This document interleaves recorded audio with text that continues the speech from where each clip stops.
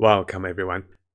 Today we'll have a video on how to make 5,000 plus Primogems within 2 days.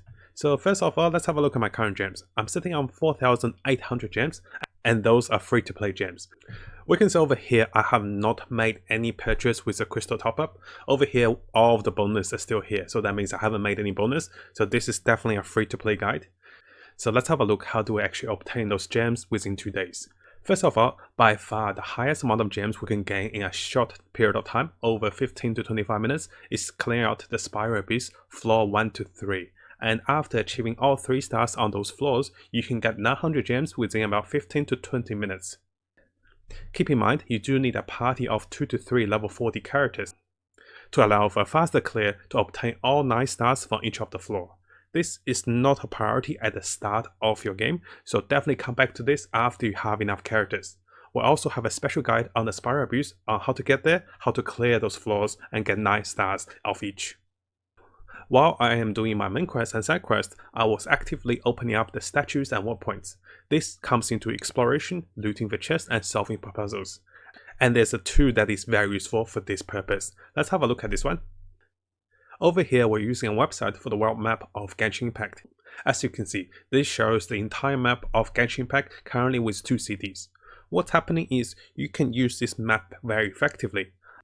What we can do is, by clicking a particular icon on the map, we can look for particular items on the map. For example, I clicked on the animal oculus and I can see all the arrangements of the animal oculus across the world.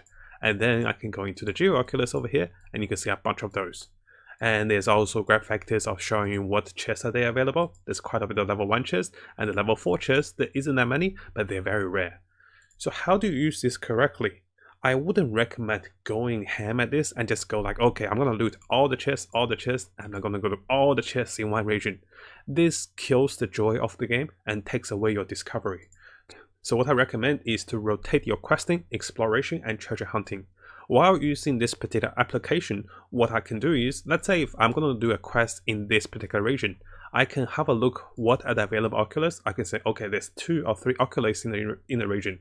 And I can have a look at the precious chest in the region, if this one. So we go with level 4 or level 3 chests, which have a greater chance of obtaining the higher level artifacts, also give us 5 gems each.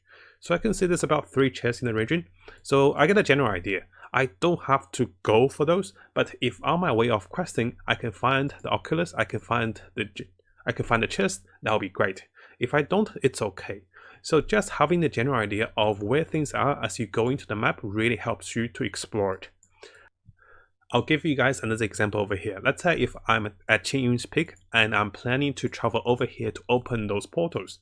Before I do those, what I can do is I can come back over here, open up the geos, and I can open up the chest. I can see about an estimate how many good chests are there in the region, and from there, what I can tell myself is, okay, be on the lookout for a really precious chest because that one is over here on the mountain.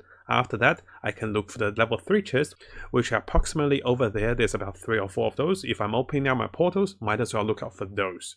So this, having the general idea of what I'm going and what I'm doing on my way there, I know what are the most valuable things to collect. I don't have to look for them for like 30-40 minutes just for one, but if I do come across them on my way, I can gain a lot, adventure XP and also Primogems. What I also do is, before traveling to a region, I can actually click on the side quest NPC over here and I can see that, okay, I'm traveling over here on this region. And if I happen to be near, I can go and discover this particular side quest. And by doing so, I can obtain some of the Primogems and also adventure XP. Also, this opens up new dialogue and new adventures to come. There is also a very nice function on this website. After clicking onto portfolio over here and signing in with a dummy Google account, because I made so many to reroll, what I can do is now it keeps track of this particular account. And if I do collect one of the items on the map, I can mark them as raid. After that, this becomes fitted out, and I know I don't have to come back to this after. And you can also see after clicking on the point, there's a lot of helpful comments. People are saying it's on top of the rock pile, people are saying you have to climb the mountain, and people give really good suggestions if you do need them. But what you can also do is, instead of marking them, which can be quite tedious, just discover them as you go. As long as you know you're doing the quest in the region, just click onto those to see if you can get them. If you don't, you know they're still there. So this is a really good tool. As a general summary, I have listed the best ways to find Primogems for free-to-play players. So firstly, we can go into the Sprial abuse. Starting from floor 1 to 8, we can earn up to 300 gems per floor. This is after getting 100 gems per 3 stars. Each of the floor has 3 levels, and each of those levels have 3-star challenges. To achieve those challenges, you have to kill the monsters fast enough within the time limit. After that, floor 19 to 12 are repetitive floors. We can earn 600 gems every week by clearing those. So 150 gems per floor, and by clearing those 4, we can get 600 gems per 2 weeks. Next up, we have questing system. We can go with the main quest and side quest. These usually give up to anything around 5, 10, 20 gems, and those quests can give a good boost of adventure XP. And while we're exploring the world, notice before we had the 2 to show there are 4 different levels of chests. Previously, the gems given by the chests were a little higher, but since the open release of Global, the developers has nerfed the gems obtained from different levels of chests. So right now we're looking at 1 gem, 2 gem, 5 gems for level 1, 2, 3 and 4 of the chest. Keep in mind, the loot from the chest for level 3 and level 4 are really good. There's purple artifacts, there's also experience books. As we explore the world and just fight different monsters, we also unlock a lot of the achievements. Most of the achievements reward 5 to 10 gems, and so far I have unlocked close to 40 achievements. So this sums up to about 200 to 400 gems. There are also chapter investigations, which have special tasks for us to do in each of the chapters. Chapter 1 to 3 are quite easy, which gives 50 gems for completing those investigations. Chapter 4 and onwards give at least 100 gems for each. They're not that difficult, they also help you and guide you towards your progression into mid-game. And lastly, there are 4 daily commissions which will earn up to 60 gems daily. And there is also a daily logging event which currently gives us 160 gems per day up to the 10th of October. So let's have a quick look at each of those methods within the game. First of all, we have the Sprial abuse. The Sprial abuse is located on the Mask Reef. In order to get there, what you want to do is you want to come to the Cape Oath over here, and then you have 2 choices. The first choice is actually start to fly over to the Mask Reef. This is a little risky if you don't have enough stamina. You should use Ember to reduce the stamina cost. You can also use a stamina potion as you fly towards the rift. And if you're like me, if you didn't want to take the risk, what you can do is you can teleport over here and look for a portal. What you can do is you can teleport over here and look for this portal in the sky. You can see the portal over here on the sky, and I'll show you guys a replay of how to get into the portal and teleport towards the Mask Reef without having to fly. As we arrive to Cape Oath, you'll quickly realize there are 3 spirits that you want to follow. By following those 3 spirits, what you can do is you can actually unlock the wind tunnel. After unlocking this wind tunnel, you can fly into the portal. So here you can see on the screen, I have unlocked all of the 3 little wisps, and by doing so, the wind tunnel opens up. And as we go into the wind tunnel, what you can do is you can try to fly towards a portal that is in the sky. And there, this is the portal, and we'll be trying to fly into it. By getting to the portal, you'll teleport right into Mask Reef, and this doesn't require you to have to fly over there. And once you get there, what's very nice is also there's a level 3 chest right in front of you. So definitely try to go for that and battle the monsters as you take the chest. Once we get to the Sprial abuse portal, you can see that there are multiple floors that you can clear. And the first 3 floors are moderate in difficulty. The first floor is very easy, followed by the second floor. The third floor can be a little challenging, and this is when people might have trouble to get all the 9 stars. What I recommend is just go for the 6 stars. If you get the 6 stars, you would have earned 800 gems by clearing the first floor for 9 stars and clearing the second floor for 9 stars. And if you have trouble with the last 9 star on the third floor, don't worry about it, come back to it later. You can always come back and repeat this. This does not reset, so this is a one-time reward.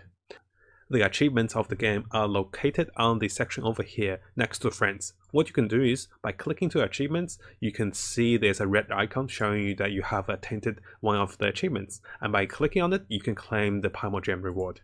You can see that I'm not really forcing my achievements. If I forced it, I could have got a lot more. And the reward for achievements actually goes from 5 gems to 10 gems and to 20 gems as well.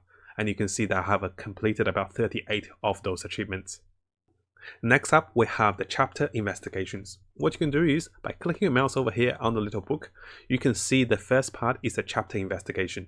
Starting from 1 chapter, the chapter investigations are pretty easy, and upon completing all 4 of those, which gives a really good adventure XP, you can get the 50 gems.